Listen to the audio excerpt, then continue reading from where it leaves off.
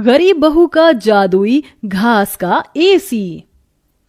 एक छोटे से गांव में सरिता अपनी बहू और अपने गरीब परिवार के साथ रह रही थी। बेटा, आज हमें ये रात को सारा काम खत्म करना होगा, कल ये सारा ऑर्डर का सामान जाएगा। माँ, मैं तो कोशिश कर ही रहा था लेकिन घास ही खत्म हो गई। अब आप ही बताओ ना, मैं क्या करूँ? हमारे पास और कोई चारा नहीं है, हमें जंगल से और घास काट कर लानी होगी। इस समय जंगल में जाने का फायदा नहीं है, कभी भी कुछ भी हो सकता है। जंगली जानवर रात के समय ही बाहर निकलते हैं। अजय बिल्कुल सही कह रहा है बहू। अरे माँ जी, हम दो लोग अगर जाएंगे तो कोई जानवर पास नहीं आएगा, और फिर इतनी जल्दी कोई जानवर हमला नहीं करता। हमें ये ऑर्डर कल देना है, आप ये भी तो सोचिए। लेकिन बहू। माँ जी, आप चिंता मत कीजिए, कुछ नहीं होगा। बस आप बच्चों के पास ही रहना और उनका ख्याल रखना। अगर ये ऑर्डर नहीं गया तो बच्चों के लिए हम गर्मी से बचने के लिए कूलर भी नहीं खरीद पाएंगे। सरिता की बहू भाविका और उसका बेटा, वो तीनों घास से पंखे कूलर बनाने का काम किया करते थे, इसलिए उन्हें घास की जरूरत पड़ती थी। वह आधी रात के समय जंगल में जाते हैं। भाविका, जरा से भी हलचल हुई तो मुझे बता देना, कभी भी कुछ भी हो सकता है। ठीक है जी, मैं आपको बता दूंगी। अजय और भाविका दोनों ही जंगल में घास काट रहे होते हैं, तब उन्हें झाड़ियों से आवाज आने लगती है। क्या तुमने भी वहां से कोई आवाज सुनी है? हाँ जी, मैंने भी सुनी है। मैंने तुम्हें कहा था ना, इस समय आना ठीक नहीं है। चलो देखते हैं उधर क्या है। भाविका और अजय झाड़ियों के पास जैसे ही जाते हैं, उन झाड़ियों के पीछे से एक आदमखोर भेड़िया निकलता है। भाविका, भागो यहाँ से, यहाँ पर तो बहुत खतरनाक भेड़िया है। अजय और भाविका दोनों अपनी जान बचाकर भागने लगते हैं। अजय, अब हम लोग क्या करें? कहीं भेड़िए ने हमें खा लिया तो? रुकना मत, बस भागती जाओ। भागते भागते वो दोनों जंगल से किसी तरह बाहर निकल आते हैं और भेड़िया उनका पीछा छोड़ देता है। जान बची तो लाखों पाए, लौट के बुद्धू घर को आए। रास्ते में चलते हुए आधी रात के समय उन्हें गांव के एक कूड़े के ढेर के पास एसी पड़ा हुआ नजर आता है।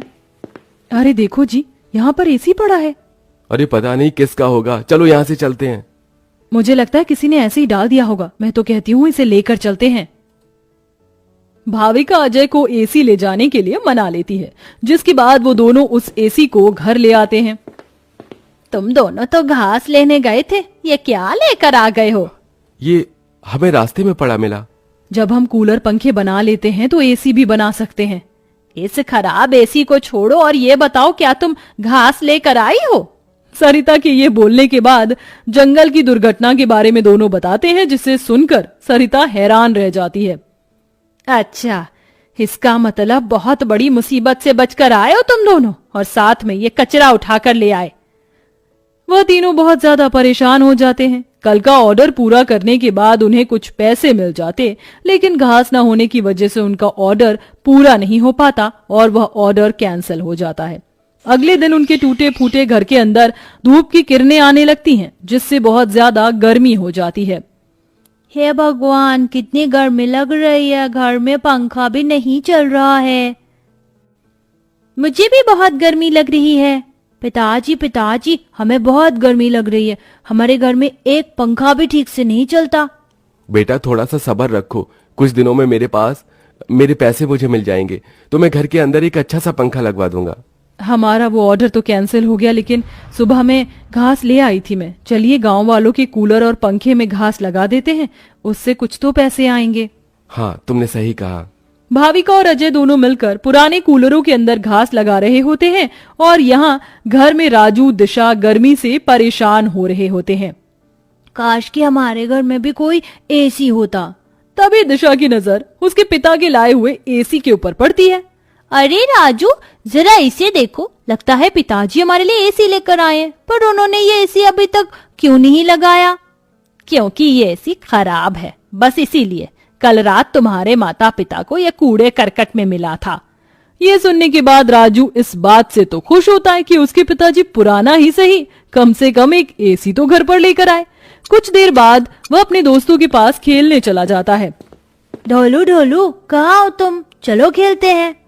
आज मैं नहीं आ सकता, बहुत गर्मी है, और इतनी गर्मी में मेरा मन नहीं कर रहा है आने का, क्योंकि मेरे घर के अंदर एसी लगा हुआ है। मैं उसकी ठंडी हवा में ही बैठना चाहता हूँ।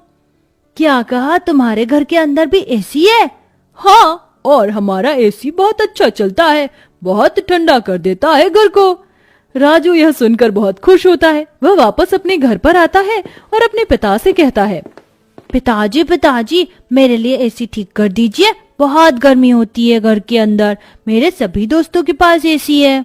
राजू बेटा, मैं एसी ठीक करने वाला नहीं हूँ। कहीं मुझसे एसी खराब हो गया तो ज्यादा पैसे चले जाएंगे उसे ठीक करवाने में। अरे पिताजी, आप तो एक्सपर्ट हो, आपको तो सब कुछ आता है, आप एसी को भी ठीक कर दोगे, मुझे पता है।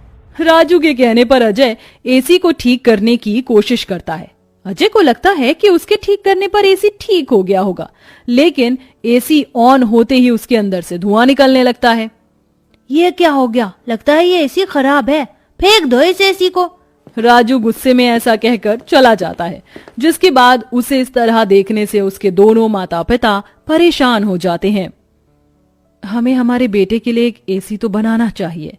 भाविका और अजय दोनों अब सारे काम छोड़कर उस एसी को ठीक करने में ही लग जाते हैं।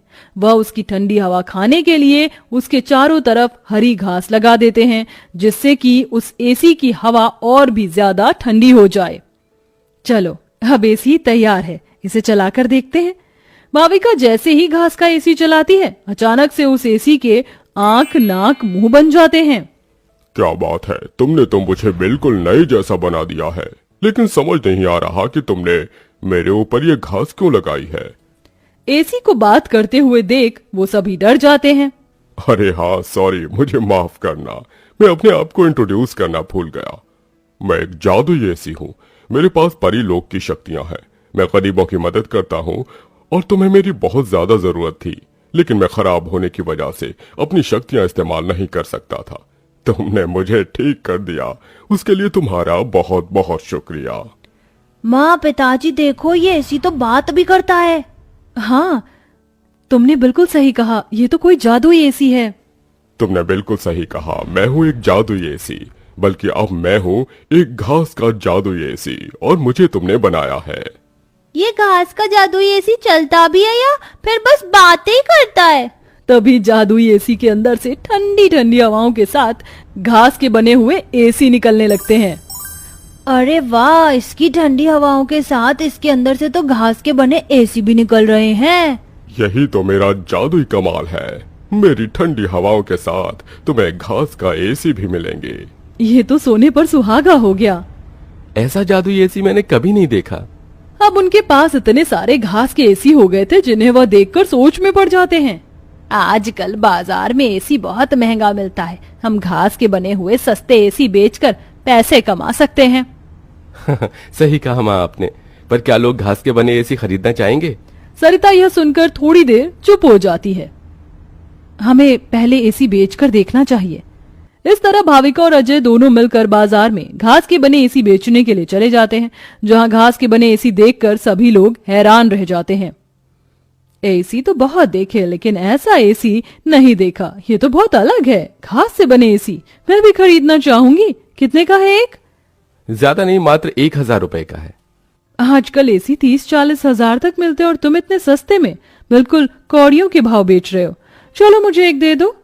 कोमोलिका के खरीदने के बाद वहां और भी लोग उन दोनों से एसी खरीदते हैं। इसी के चलते उनकी अच्छी खासी बिक्री हो जाती है और सारे एसी बिक जाते हैं।